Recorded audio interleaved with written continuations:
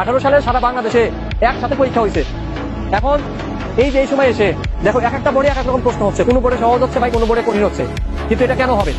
বাংলাদেশ কয়টা? একটা দেশ, একটা।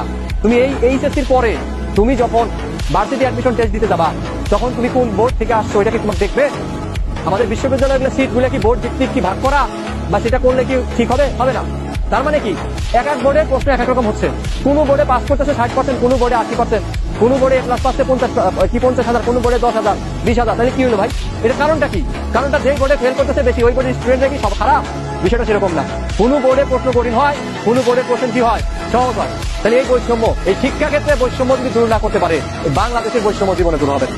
সর্বোপরি তোমাদের 26 ব্যাচ এবং 27 ব্যাচ এটা নিয়ে আওয়াজ তোলা উচিত, দুর্বার আন্দোলন গড়ে তোলা উচিত। কারণ তোমার এক প্রশ্নে, এক ও অভিন্ন প্রশ্ন পরীক্ষা হবে, ঠিক আছে? এখন এটা নিয়ে কি, এটা দেখবে বোর্ডের লোকজনরা এটা নিয়ে সাড়া দেবে না। কারণ কি, বোর্ডের যে কর্মকর্তারা আছে, এটা যদি তোমার এক প্রশ্ন যদি পরীক্ষা হয়, তাহলে মাল কামানোর তো আর ধান্দা থাকবে না, তাহলে তো আর কি উপায় থাকবে না, বুঝো নাই?